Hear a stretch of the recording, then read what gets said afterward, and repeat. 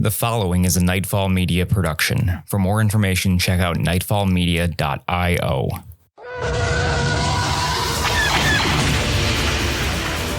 Star Wars Nightfall is a not-for-profit RPG actual play podcast set in the Star Wars universe. Nightfall claims no relationship with Disney, Lucasfilm, or any of their partners or affiliates. Nightfall can be found online at starwarsnightfall.com or twitch.tv/StarWarsNightfall. The following episode contains strong language and simulated acts of violence. Listener discretion is advised.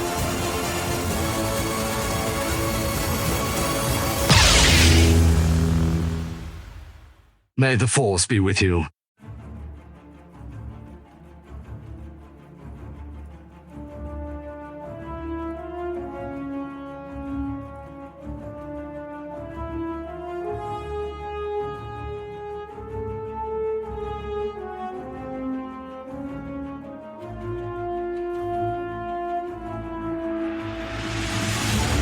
Okay, so we have a special episode of Star Wars Nightfall here today. You guys know me, I'm Zakk. I'm the Galaxy Master. Today we have Justin Chapman and Rob Hunter. Hey guys! Hello. Who have recently joined the campaign. I thought we would take a little bit of time to get to know them.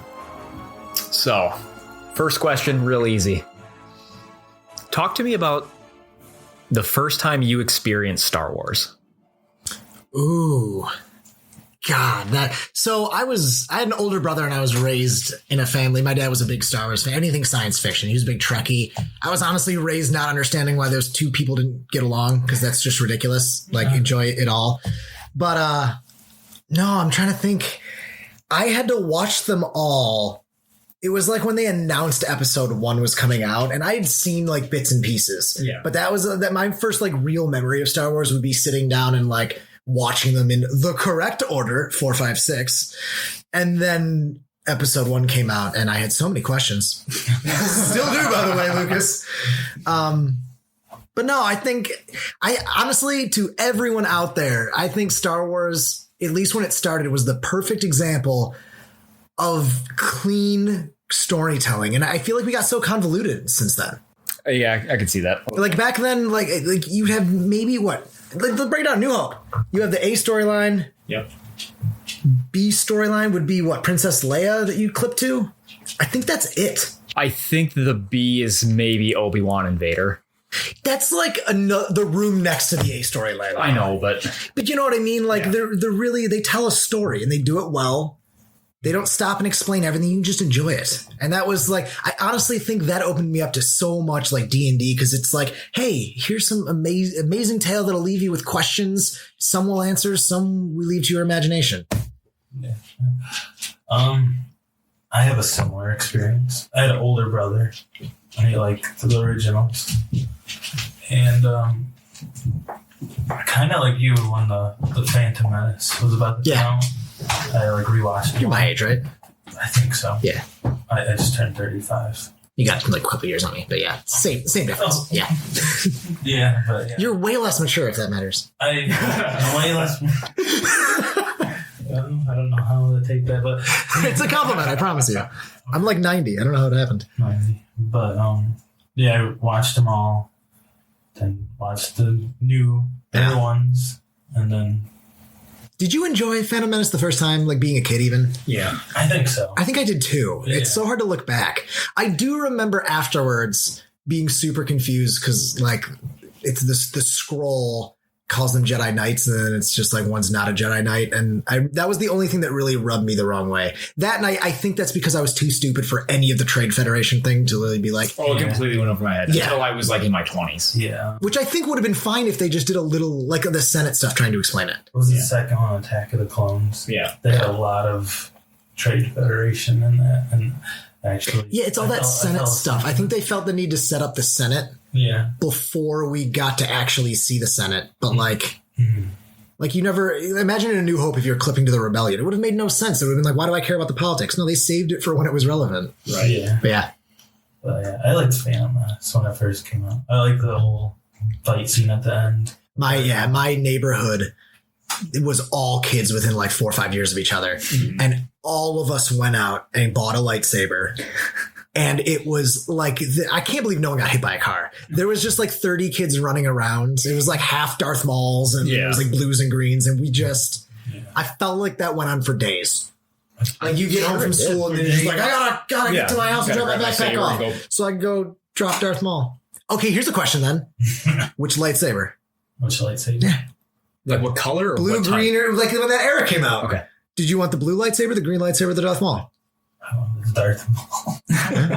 I always wanted a green. Yeah, I was Qui-Gon. I think he's so. I mean, my favorite character hands down is Obi-Wan Kenobi, but not in Phantom Menace because why was he in it? Right. Wow. No, it's the God. What is the Mr. Plinkett's review? To anyone listening, if you haven't seen Mr. Plinkett's Star Wars review, yes, you have. The red light media, the red light media, red district media, whatever the hell.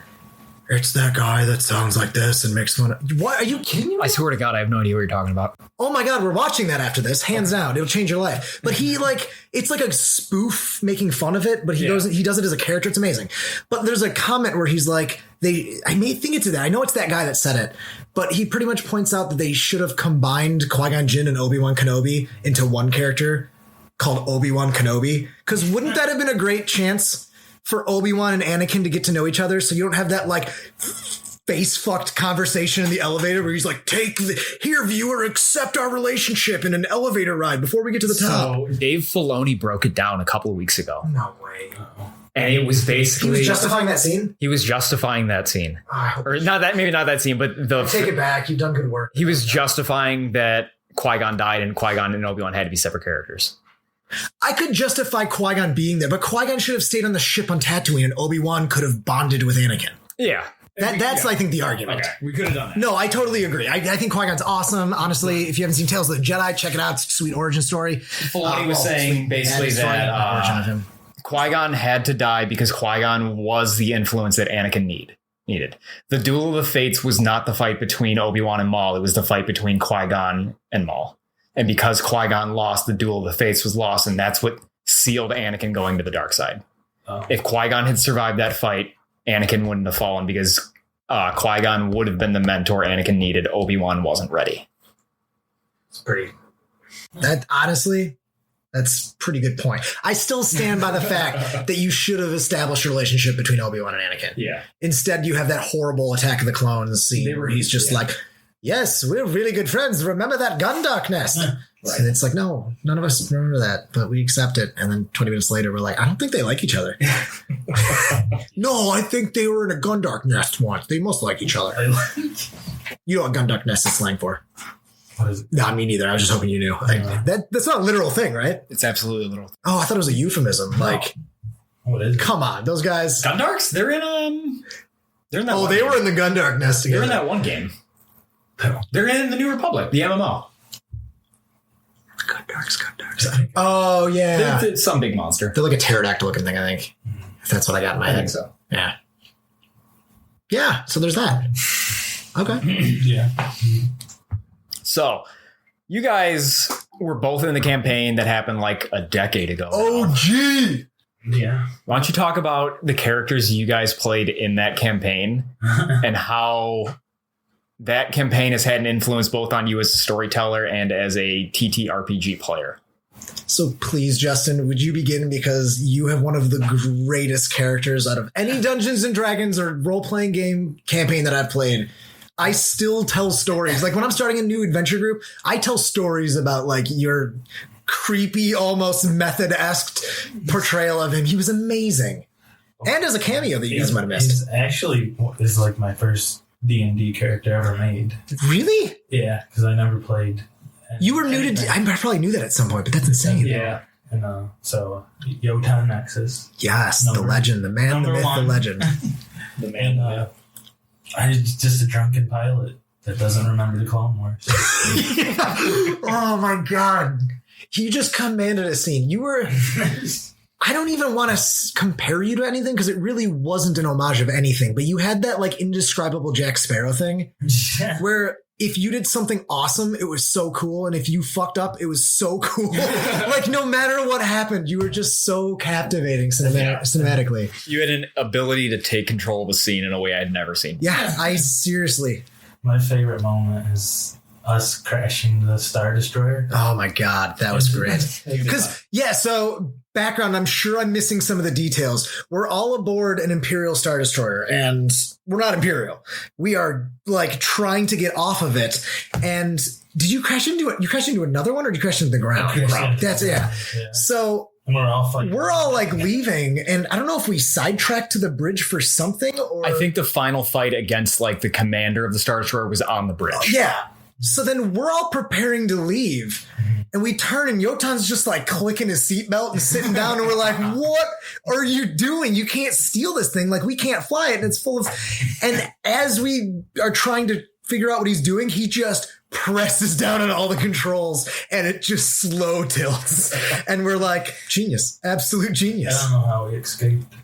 But well, I mean, you tilted it, autopilot, and then we... Or I think you drove it until gravity took hold, and then we ran. Yes. So we were literally like heading out like the launch bay. I want to say cargo bay, but that's not... Thank you. Okay, it's not just me. I wasn't sure if Zack's look was that I'm an idiot and I should know the term, or if... It's not a cargo bay, it's a launch bay. Shuttle bay? Shuttle bay. Shuttle bay is probably the right word. Something like that. But yeah, that was the Yotan Nexus. I played 2 that I remember. I think it was just the 2. I think at first I played Case.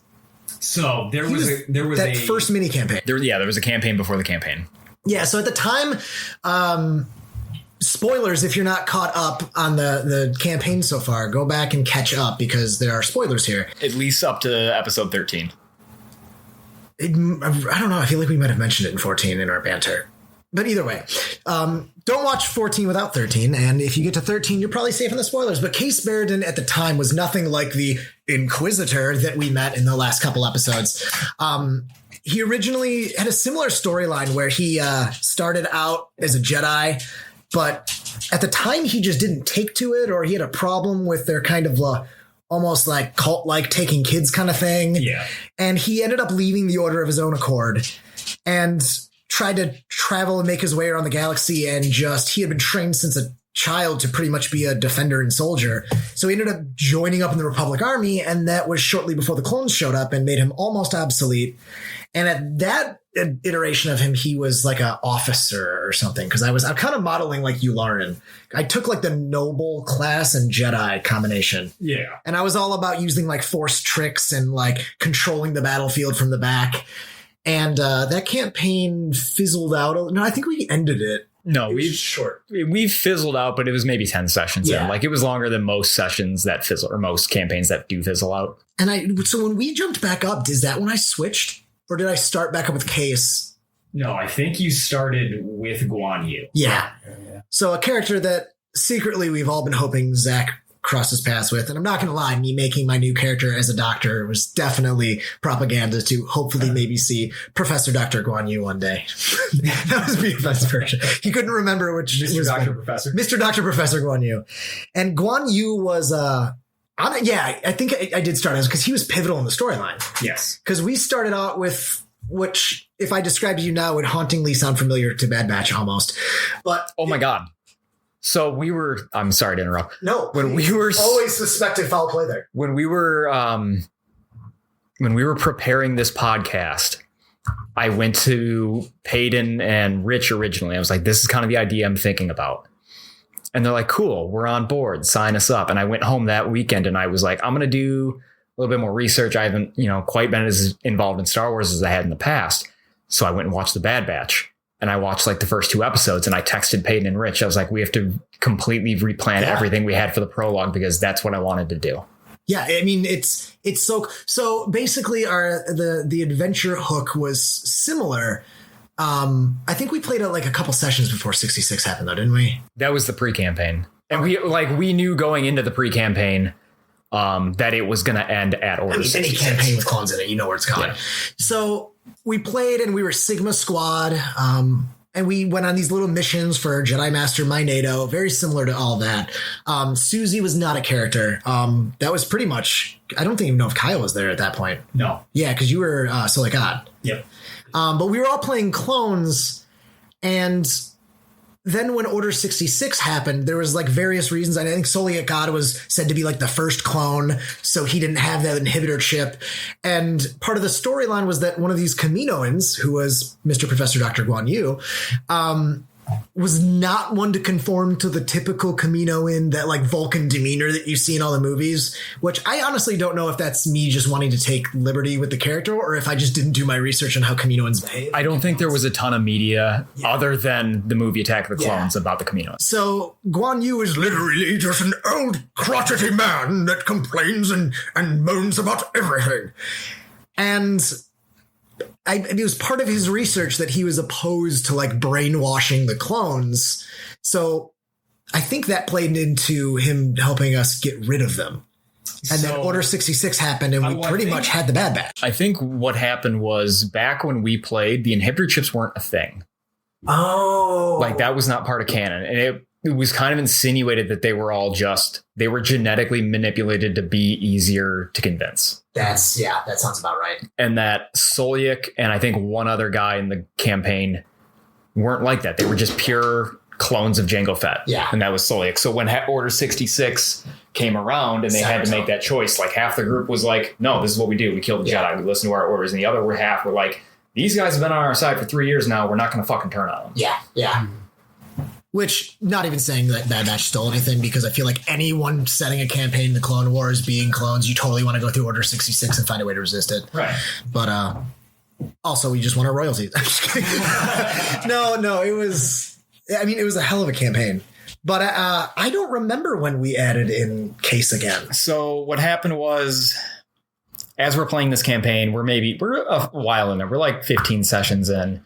We've kind of got a feel for our characters. And I think you were kind of unhappy with. Yes. Like, because you even brought that up with Dr. Nimi that I was doing the same thing again. I think I've matured.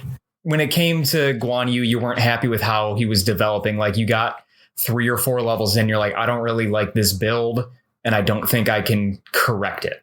I built an NPC. Was what I did. I built a character that because that's the difference with Nimi is that he's not useless in combat. Like I score a hit and I can boost my allies and stuff. Yeah. And Guan Yu was taking absolutely terrible shots from the background. And when non-combat rolled around, he was great. Didn't he have a lightsaber? Because I remember, didn't he make one? Or he had one at some point. I collected anything that was fascinating and mechanical. It sounds like something I would do.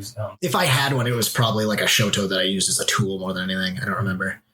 But yeah, so when Case came back after Order 66, his kind of perspective on the whole thing was that he never was fond of the Jedi Order. He was never the angsty Inquisitor that we've reinvented him as much as I love this version. But the first time around, he kind of still had that respect for the people that raised him, even though he didn't want the path they had envisioned for him. But he thought he might be the closest thing to the Last Jedi. If they all are really dead, then he's the closest thing. And in that way, he felt obligated to try to carry on that tradition. And that's when my NATO took him on, and Kyle was in the picture about the same time, whatever launched that. But eventually I almost felt bad because you're DMing and we went through this huge arc where I got to build a lightsaber at the end, and I was like, nah, I'm good. And it was so funny, but I had taken a little bit of Teräs Kasai already. Teräs Kasai? I've always gone Teräs Kasai. Okay. I don't know. Yeah, so Teräs Kasai is the Kung Fu of the Star Wars universe. But I had taken a few feats that made me better at fighting hand to hand. And what I realized is that I kind of took on this perspective of, if the Jedi died out before, how can I be better? Not just keep them alive, but what can I bring that I had to offer? And there's a little bit in the Ode to the Inquisitor that kind of touches on the fact that Case was discontent with the ways of a lightsaber. And that was very much him. The lightsaber was a weapon that horribly maimed your enemy. Especially when there's references in all, I don't know canonically, but there's references to training sabers and stun sabers. And we're instead rending the limbs off things and burning them from the inside as they get impaled. It just seemed like such a Sith weapon that I devoted myself to being a Shaolin monk of the Jedi. And then eventually I came across the power of force convection and became an absolute hypocrite who was power hungry. I don't think he saw it as that way. I wasn't really torturing people with it. That was if I needed to really drop someone. As Case, you were the moral compass of the group. Yeah. Mm-hmm. More so than anyone. Yeah, like the equivalent of like when you kill the enemy because you know that you can't let them escape. That was what convection was for. Although it looks so good on an Inquisitor. It's such an Inquisitor power. Oh, yeah, that's pretty much Case. And then, we gotta carry on and do the finale of that one.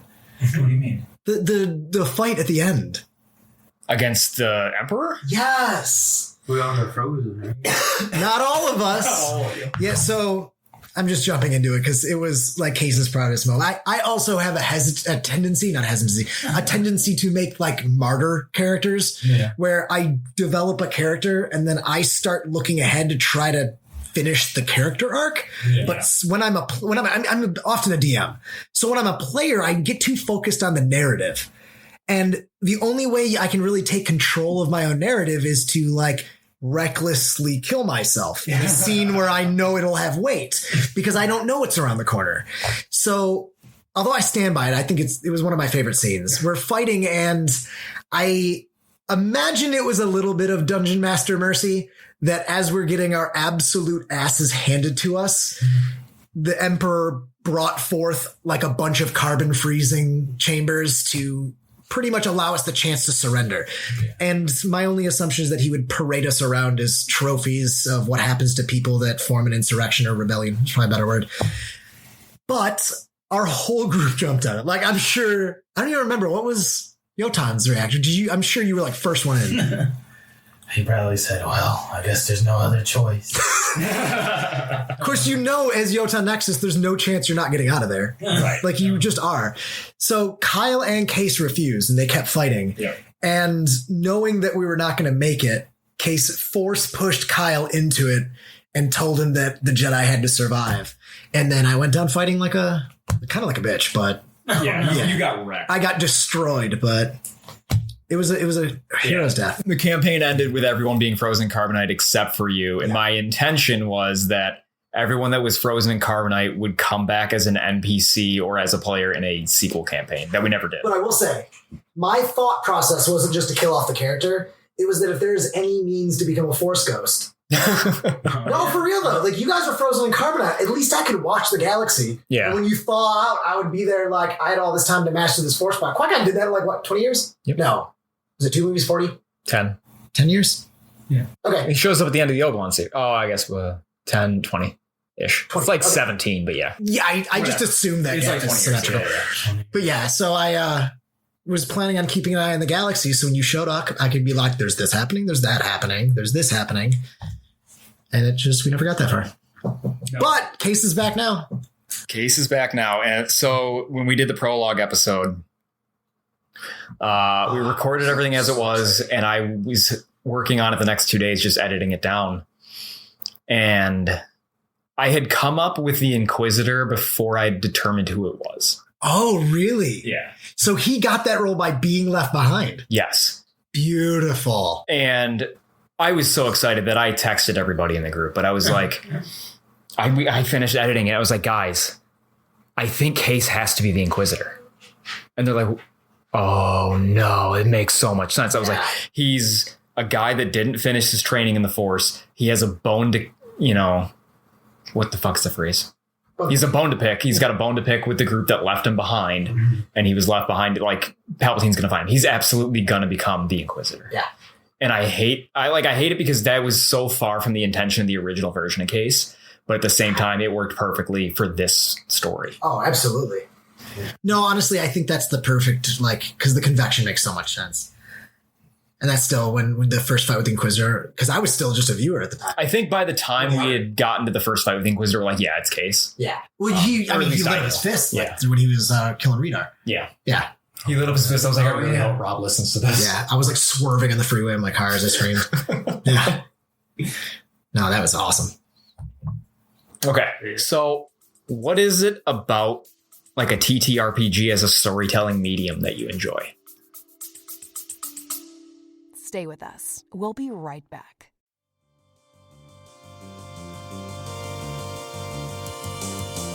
The cast here at Nightfall Media is proud to present our Patreon, a place to create new experiences while exploring our past journeys. With content like the Raincore's Pit, an after show where the cast breaks down the most recent episode, and an inside look to the cast outside of the show. See the cast you love put on a show in other TTRPG systems. Listen to them as they play as scoundrel pirates in Pirateborg, or listen to them as classic adventurers in D&D 5e. Furthermore, the cast has loads of ideas for your own TTRPGs at home. Try out one of Rob Hunter's fully written out characters, or visit Payton Castle's Vault of Magic Items. A handful of shows for your viewing pleasure, and take-home goodies for your own TTRPG adventures. All of this for just $3. Still hungry for more content? Join our Discord server where you can interact with other fans of the show, get notifications of when the cast streams, and updates on Nightfall Media directly from the cast. Hope to see you there.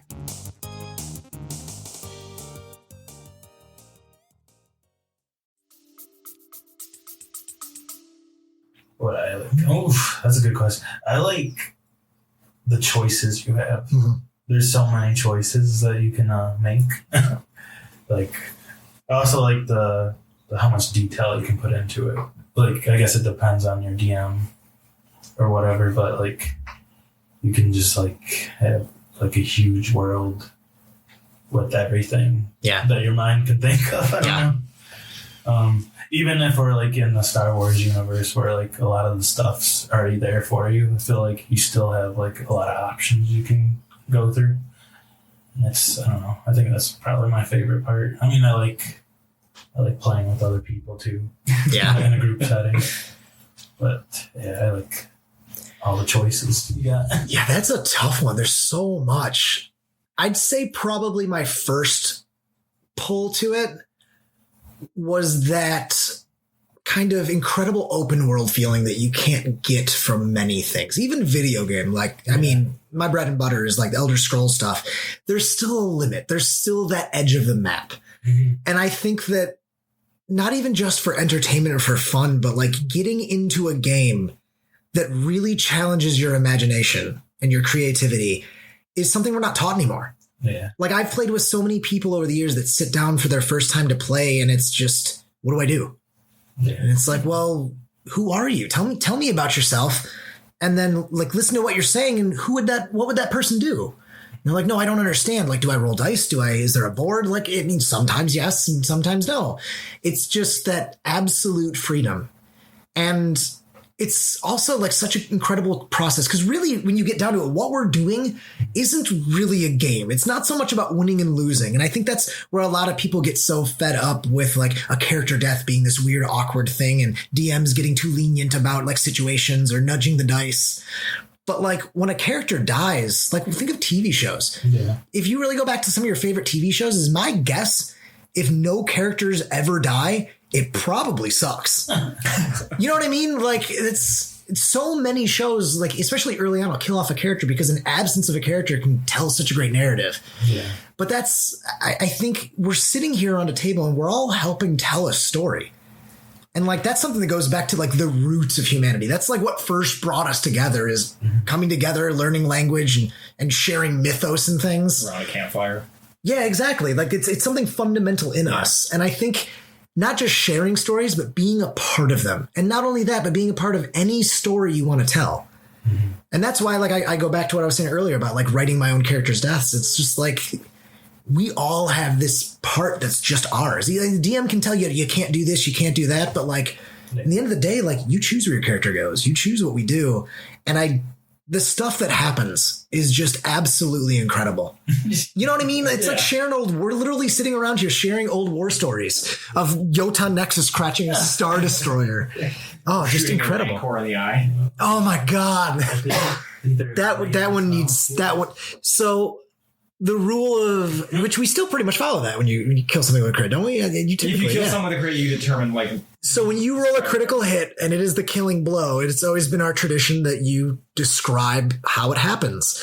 And that makes so much sense that Yotan was your first character too. Because the first time you did this, we were fighting a Rancor and all of us were like, oh my God, this is going to be so cool. Like, what do you do? And you just go, shoot him in the eye. I can't do it. You have to. I shot him right in the eye. Like he had all of our attention. It was just, pew. But it made it that much more badass because we were expecting this like overdrawn out flourishing tale, and you're just like, another fucking Tuesday, and shot a Rancor in the head. It was so cool. We were sitting on the carpet in my living room, and it was just, we all burst out laughing as soon as you said it. It was like, yeah, there's nothing more Yotan than. Yeah, it was just efficiency. Get it done, get to the cantina. Yeah. So what keeps you guys coming back to like D&D and Pathfinder and TTRPGs? Ooh. Okay. Is it just because I keep inviting you guys? Or? No, I mean, I'll always show up for yours. You're probably the best dungeon master. You're pretty good. I would say you're the best dungeon master. Cool. Yeah. I think it's because I dungeon master myself most of the time. I think it's because I have a fascination, like on the mechanical level, I love board games. I play all kinds of stuff. This is still my favorite type of tabletop because like there are the rules, and I do very much enjoy like looking through a rule book, seeing all the rules. I always try to do a combination of like how they can interact to make me a good player, but also like when I level up, I make sure that whatever feat or talent I take reflects my journey up until that point. And I think that challenge, that creative challenge, I mean, an artist at heart, for me, it's always like the creative challenge. And there's nothing that puts your mind to the test like Dungeons and Dragons does. Yeah, I can see what you're saying. Like they should teach this in schools. And I'm not joking. Like for real. Yeah. I didn't even get a creative writing class growing up. There's a girl in my one of my other D&D groups. She's a teacher out in California, and she runs a D&D club for her students. I mean, the mathematics, the planning, there's so much. Conflict resolution. Yeah, honestly, you're right. Yeah. How to deal with bullies. As long as they're 3 feet tall, green skinned, and don't really speak basic. You know what I mean? Basic. I just like how I mixed games there from common to basic. Gotta avoid the mind goblins. Yep. Yeah. The mind goblins. Mind goblin these nuts. Oh, god damn it. I took the bait. Oh. I felt myself moving on, and I'm like, no, people are listening. You can't pretend you know what this means because someone will ask down the road. Shit. But, I want you to know for the next 3 weeks when someone says something I don't understand, now I'm just be like, oh, okay. Yeah. Fuck. Yeah, well, I cut you off. No, I was just saying, what keeps me coming back is a good question. I think it's just like you were saying, the creativity. Yeah. Just like, so just have everything looking at you too, you. you change so much when you go into character. You know what I mean though? That's something that I can never break that. You don't play a character, you embody a character. Yeah, that's what I was saying earlier. Like when I picture you play, like you're like a method. Like even like you drop the dice and stuff, and it's always like, oh god damn it. Like you stay in character, and that's something that I wish I could do better. I don't know.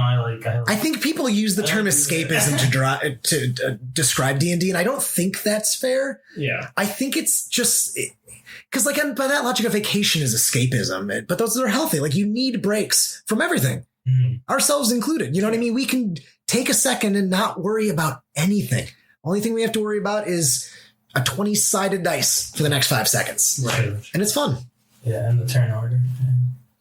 No, that's the DM's job. I don't track initiative. I usually delegate that out to somebody else. Yeah, no, that's the way to do it.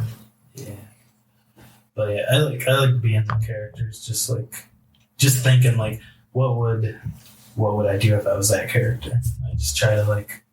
Okay, so we know your first character ever was Yotan. I'm asking a question. Apparently, is that what we're going for? So your first character was Yotan Nexus. What was your first character? It was in your campaign. This is when I first started hanging out with you guys. So it was like... Aragorn? No, it was before that. It was maybe like senior year of high school or the summer between senior year of high school and freshman year of college. Was it a halfling? You had just gotten 4th edition. Oh, let's change the topic. My first time ever... I found those in my basement. How? How do you stumble upon a game that had come out like 6 months earlier? No, I said just now I found them in my basement. Oh, really? And I was like, why did these make the move? That's hilarious. It was in the box where I found your manual. Okay. Like your crazy Dungeon Master tome. Yeah. So sorry, what? It was 4th edition, and you had like the player's handbook 2. And I found a race in there and a class in there specifically because there were 2 other people using the normal player's handbook. I was like, I want to do something instead of sitting here. So I created a Deva Avenger named Phoenix, and he had lived like 1,000 lifetimes. I miss Deva. Devas were cool. They're in 5th edition as like a monster species. Yeah, I don't think there's a character template for them. Yeah, you can't really play them. Backwards. Yeah. but I was super annoying about it. Because I had never played D&D before. I was like, I want to make this kind of interesting. So I was like, every now and then I'll roll a D20. And if it comes up a 1, I get like plagued by a past life and I attack whatever's next to me. And it always happened to be Castelli. Oh, that's brutal. We made it like 4 sessions and then we stopped playing. Yeah. And then I think the next campaign I played was the pre-campaign with where BFM was running it. And I was playing Solic and you were playing Case. Yeah. Jeez. I didn't make it far before I just started DMing and never playing again. It's a different kind. Yeah. If you are a DM, find out early. Yeah. Like even to anyone out there that is a player in a campaign, if more than once every couple sessions thought crosses your mind, I really strongly urge you just to take the leap and give it a go. And that's what I did. Because it is such a great experience. BFM actually was the one running our original campaign, not just the pre-campaign, but he was running our normal one and I was a player. And we got like 4 or 5 sessions in. I was like, I want to try DMing. I've never done it before. I would like to try one. And I remember like, so you guys are all shock troops basically. And I tried to recreate SEAL Team 6 taking down Osama bin Laden. And you guys broke into a compound and you were trying to kill an Imperial moth. It was basically the same thing. It was like, you're going to rush in there and you've got 2 minutes before the whole thing ends. And I had so much fucking fun. I was like, well, I can't do anything else again. Yeah, forever DM. That's my thing is when I switch back to playing, I have to work to keep myself engaged because I'm so used to having so many characters. I struggle with that. I get bored of doing a single voice for too long, or I get bored of the same thing too long.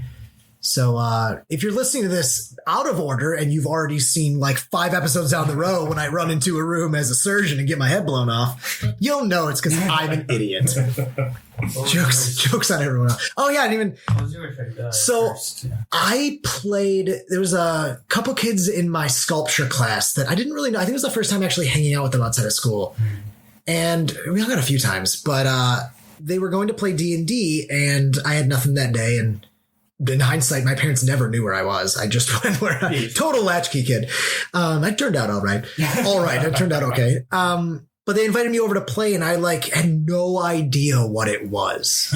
I had heard of Dungeons and Dragons, but I was expecting more of like a Risk kind of thing or like a board game where you'd move around like Axis and Allies or something. Yeah. And they did not play with a battle map that I remember.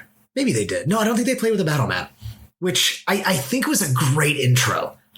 I think that a lot of nowadays, there's nothing wrong with a battle map, but I think they're strongly overused. Yeah. I'll get back to that in a second. But I was a sorcerer, and this was 3.5. This is before Pathfinder even. So I was a sorcerer and of the Draconic bloodline, and every character in this campaign had something off about them. So I never found out, but I was pretty sure our fighter was a werewolf kind of thing because there was moon references and stuff. Maybe I'm mixing up campaigns. So I think that was the one. But he let me, it was in front of everyone too. So they all knew. I just didn't know what they were. He let me choose what you wanted to be part. And I was dragon. So I was a half dragon blood sorcerer to where I had a few scales on my cheek, and once per day I could manifest wings and fly for a minute, the fly spell. And it was before Dragonborn. Well, actually that's not entirely true or factual. I don't know. It was before 4th edition added Dragonborn as a player race. They may have been NPCs, like a monster manual creature. But that's why when 4 came out, I was Dragonborn, and then I played it and I was nah, this sucks. I can taste 4th edition right now. Watch out with the whistle. Why is it so bad though? So it took a very fun game called 3.5, and it tried to do what 5th edition did. It tried to make it simpler. So I don't think that was its mistake. The problem is it came out when World of Warcraft was booming, and they tried to emulate the structure of a dungeon or a World of Warcraft dungeon where you need these classes. It's efficient. It's fast. You needed a healer, you needed a tank, you needed a DPS, and you needed a controller. And if you were missing any one of them, it became a fucking slog. And this is something that pissed me off too, because DMs have been doing the minion tactic for a long time. Minions is a thing in D&D where you have a boss to a fight and he's got 15 guys with him, but the obnoxiousness of having to hit each one, if they have 8 HP, you're probably dropping them in one hit. But if you're not, it's oh my God, this is tedious. So you give them all 1 HP. Who gives a shit? But in the monster manual for 4th edition, half the stuff was minions with 1 HP. And it's dude, I can just remove their health. please give me the full stat block to the creatures, and I'll just say they have 1 HP. What are you doing? Yeah. But yeah, there's a lot of things in that I don't even know if they tried to simplify it or if they tried to make it move faster. They tried to mimic World of Warcraft. Yeah, they did. They had daily powers and counter powers and at will powers, and that was it. Dailies. Yeah, there were dailies and counters and at wills, and I will say I think there was something to that structure. Yeah, I didn't hate 4th edition, but because it was the first thing, I had nothing to compare it to. Yeah. Like, I think if I went back to it now, I'm not this sure. and Pathfinder are, I know that like it's not a lot. Pathfinder and then the Saga edition that we're playing, Pathfinder's based off 3.5 and this is based off that as well. But there's more math. Yeah. And I think that it sounds dumb, but doing that, like when you level up, it shouldn't be like, I get to make I choose one spell. Yeah. Like if you're a fighter, dude, you go levels up making a choice. Right. And that's something that I think is lackluster in 5e, but backgrounds, character flaws, and that's incredible. I think backgrounds are more important to a character than a class. Oh, hands down. Yeah. Where was I going? What I like about Saga Edition, what I like about 3.5 is that you can RP characters purely through the mechanics you pick when you level up. Yeah. Yeah, I can see that, yeah. Because the kind of like skills are like, if you look at 2 character sheets for Rangers in 5th edition, even if they've not played by the same person, you could be like, oh yeah, that makes sense. They're basically the same, but you could build 2 Scoundrels in Saga edition and they're nothing alike. Yeah. Hell, I could have like a noble with crazy high like reflex defense if I wanted to work it out. But that's it. I think it's the control, and I enjoy the creative process in like building the character. Yeah. Thank you, Yotan. And it also breeds the kind of the newer player has this flaw that I'm a little unforgiving of, where you sit down to actually this is going to strike at you, and this is not how I intended. Where when you sit down to play and they go to make an attack and they're like, "What do I add?" Like that's not what you're doing. You literally are just in your own little Justin world. I know that, but like there's a lot of people that genuinely get so far in without knowing the rules at all, which in a way can be a gift. I recommend anyone that's playing to try to forget the rules more often, just not the mechanics. Like if you're in so many fights, people get hung up with like, I have a bonus action, I have a move action, I have a standard standard action. And like, if you just stop before you do any of that, just think about what you say. I have 6 seconds. What would my character do? And then mold those actions to fit. Even ask the DM, because if what you're doing is something that could be done in 6 seconds, a good DM shouldn't say no. Right. That'd be ridiculous. You're like, oh, can I pull out a piece of paper, light it on fire, and toss it into the room where all that gunpowder is? Yeah. I don't know what goddamn actions that would be, but of course you can. That would take about 6 seconds. Yeah. And I think that taking that at the beginning of a turn, which is something that I think new players did bring to the game, is that because the game is so loose and they're not familiar with their character sheets, is that they're more like in the narrative. But that's, I think, born of like the backgrounds, which genius. Yeah. I'd always try to. Thanks, Jeremy Crawford. Try to think about what I would do with that amount of time, like my character. Yeah, Because I was like, oh, this is going by really quick, but at the same time, it's going by slow in real life. That, and here's a great tip that I try to work on. And so when I'm DMing, I'm always trying to look for things that help drive the narrative, so you don't fall into that mechanics loop. Yeah. When you're taking your turn, something that's just reference another character and what they're doing at some point. Mm-hmm. Even if like it's the start of my turn, I could say something like, all right, while Yotan is firing blindly from behind that little blockade wall at the enemies, I'm going to take this opportunity to run to cover across the room. Mm-hmm.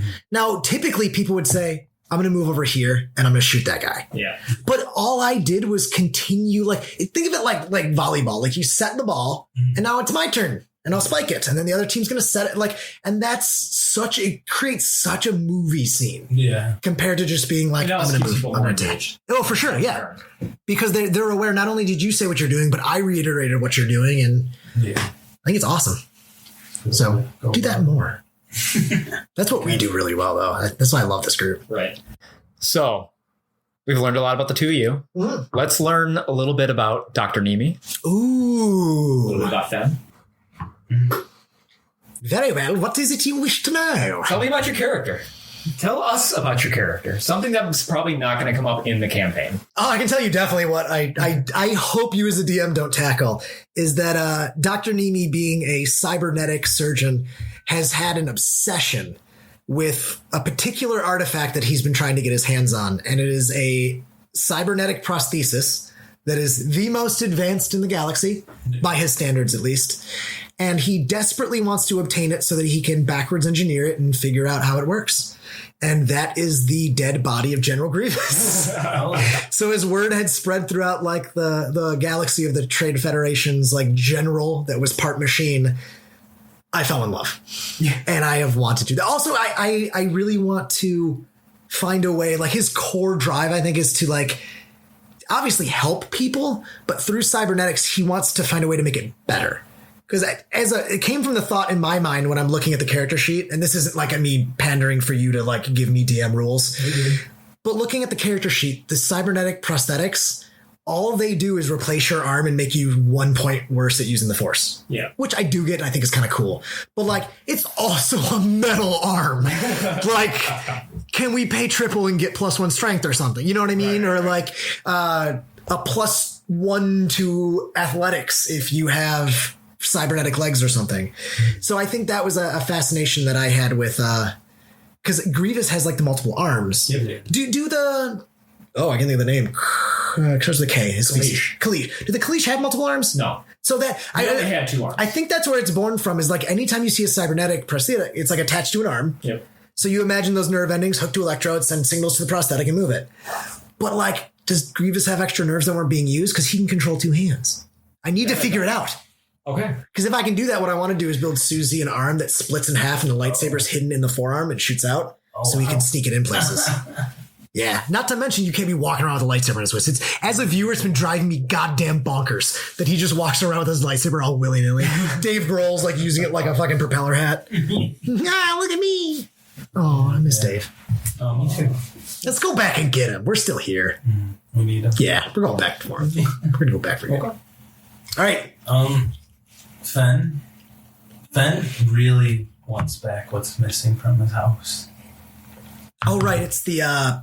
He's not going to say it, though. Damn it. I thought that He's not going to say it. Shit. He's not going to That's the enigma of Justin. You think you know him.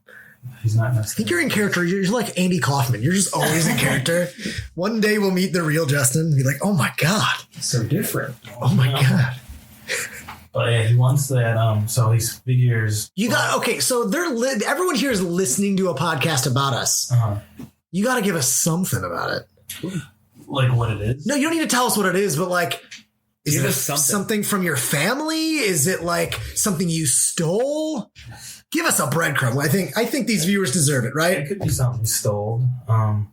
It's really important and expensive. Ooh, valuable. To the right person. Some might think it's I think he mentioned that before. Someone might think it's useful. I think he said it's useless. No, because that's what you said. It's valuable to certain people. Yeah. And we asked if it was the Empire, and I think you said maybe. And we were like, so he's going to sell something to the If it's General Grievous's body. Wait, a Bothan spy with something important to the Imperials. What could that be?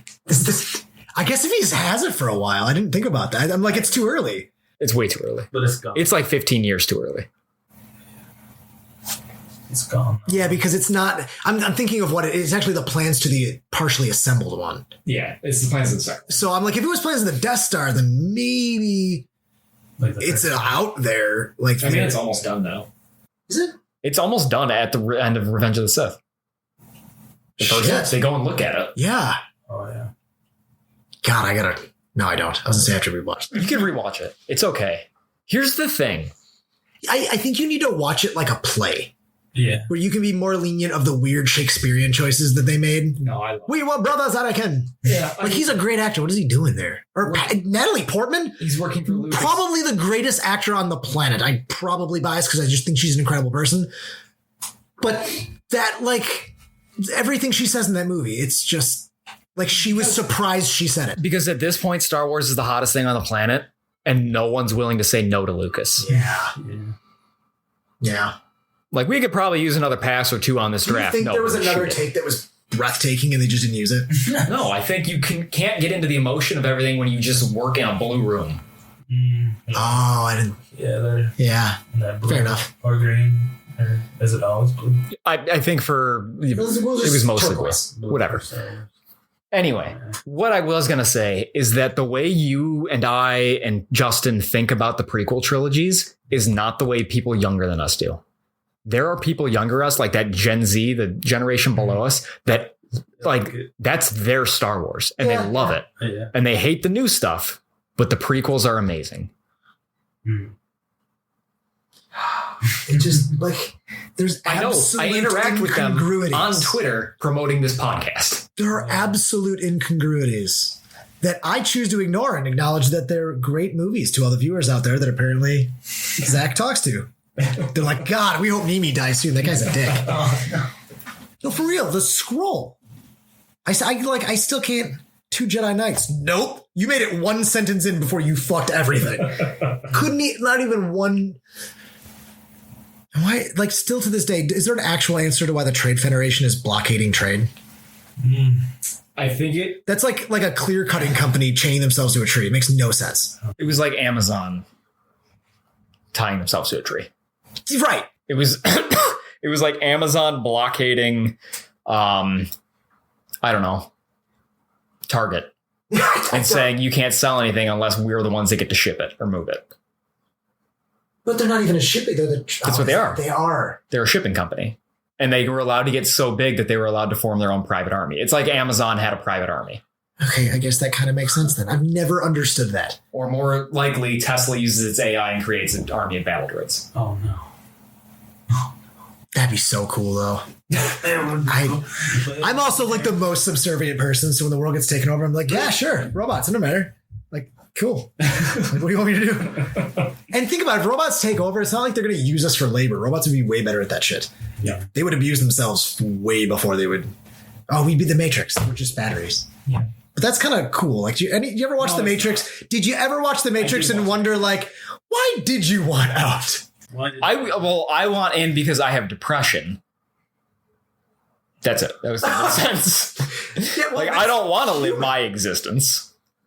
Yeah, but depression just got you into like an underground yurt village. Well, I think the point of Matrix is about free will and being the one to master your own destiny. I hope to never do that. I know, but we have depression. My ideal life is if someone's just like, here's the next 50 years. I'm like, holy shit, it's a checklist. This is perfect.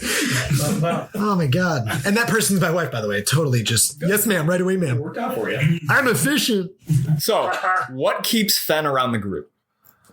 Hopes that he'll find what he's looking for. So what is he trying to gain through through Susie and the deceased corpse of Photon? The deceased. What is he hoping to gain? Yeah. It's like just a clear path. Just he feels like following like a Jedi. Oh. Namely Susie. Will get him to where he wants to go. And I'd say Fen has a price that he's willing to barter for certain things. But so you're saying that 42,000 credits we just got. Yeah, it has to be the right price and the deal has to be real sweet. Okay, I'm assuming same question to Nimi. Yeah. So Nimi's driven primarily, I'd say, by curiosity, but not exclusively. He is a doctor. Like, I don't know if there's a Hippocratic Oath in Star Wars, but I imagine him having taken one. Okay. I'm actually kind of looking forward to some combat for that reason, because he's not necessarily going to want to just gun down clones, because like, especially clones, because they didn't even sign up for it. They were just grown and thrown into battle. Mm-hmm. But I don't know, there's still clones in circulation right now. There are still a few. I'm like, I know they switched to Stormtroopers. So Stormtroopers may be a little easier for him to forgive, but he's also furious with the Empire. So first drive, curiosity. I mean, Susie gives him the means of protection. Fen, you seem to be incredibly good in combat and running away. Well, both. Same thing with Crick. I have him around because he can repair ships and he's very loyal thus far. But that's my way to get out there. I was raised like in a tight education back on Naboo. Like my family was noble. So like I flaunt that in people's faces, but deep down, like I kind of want to get out. Like I studied Huttese because I was always fascinated with like the Hutt's ability to endure galactic government. Right. So I want to get out there and see what like the world's really like and help people. And I want to definitely get back at the Empire for making me a slave. How old is Nimi? That's a good question. I think he's like 35 or 38 or something. He's 34. Would your family have ever rubbed shoulders with the Amidala's? I mean, my backstory is that my family was wealthy nobles on Naboo, so I honestly would be surprised if they didn't. Okay. Because it would be probably if I went to school, and I assume it's about the same age. Yeah. Yeah. You guys are pretty close. I don't think I would not be so audacious to be like, yeah, they came over for dinner all the time. But I imagine at some charity event or something, they were like in the same room, maybe shook hands. Yeah, cool. And Padme winked at me. It was, she was like, but I was going through an angsty phase, and that's totally her thing. Yes. I walked up to her and I was like, hey girl, I want more. And I know I shouldn't. Because that's the camera. Pickup line. Do you like sand? Fucking hate. Yeah, it gets everywhere. You ever watched a dude levitate a peach and cut it with no resistance? So creepy. That scene with the peach. The last half of that movie is pretty creepy. Oh, and I'm picturing it. Yeah. My mind went through the whole evening just now, and that's why I zoned out. I'm like, ugh. Do you think Jedis like float during sex? Or do they float her? You know what? Maybe. It's Natalie Portman, Hayden Christensen. It's not the worst thing to imagine. Don't they mostly have a celibacy thing? Other than apparently Obi-Wan? Yeah, well. And Anakin? I think it's about possession. Right. But you think they still get to do the deed? That's interesting. I think so. As long as it's just a one-night stand, I'm not emotionally attached to her. Or them. You're right. The emotional attachment might be the catch. Mm-hmm. That's an interesting question. Probably not. Oh, yeah. Based on the reaction to Anakin getting Padme pregnant, probably not. Wait, Obi-Wan's done the deed? It's implied in Clone Wars that he fell in love with a woman from Mandalore. I can't think of her name. She's in the Mandalore. Her name is... She's the redhead. Yep, I'll get it. Oh, I'm not going to get it. I keep want to see Bo-Katan, but it's not her. It's, no, it's not Bo-Katan. It's Bo-Katan's sister. Oh. The blonde. Oh, yeah. Sister, I think. They're definitely like related or something. Shit. Mm-hmm. Oh, stumped live on the air. Edit it out. I'm not throwing this right Shit. up as soon as we're done. Cool. I'm not even half invested in every question from here on out. Jesus. Well, I think that's about all the time we have for today. Perfect, because I'm in agony trying. As soon as you cut this off, I'm going to guess it, and no one's going to believe that. Oh, no. Thanks for listening, everyone. We'll be back next week with chapter 17. We had 17 already? When I'm in need of clean energy and laser focus, I take a moment to meditate, reaching out to ghost energy. Have no fear. I'm here to provide you the focus and energy you seek. Take this can of Strabango Margarita Ghost Energy and fulfill your destiny. My goodness, this divine liquid is clear and its flavor is superb. Is it truly vegan and gluten-free? Indeed, young one. Is it true that it has 0 sugar? Not a sugar to find. It also lists a multitude of nutritious vitamins. That can't be possible. But it is. Ghost Energy is transparent in their labeling, making it clear to the people what they are drinking. Then I shall meditate more often, for I shall see myself wanting more. It is much easier than that, child. You can find it in stores near you, and find a link in the show notes of Nightfall episodes for a 20% discount on Ghost Energy products.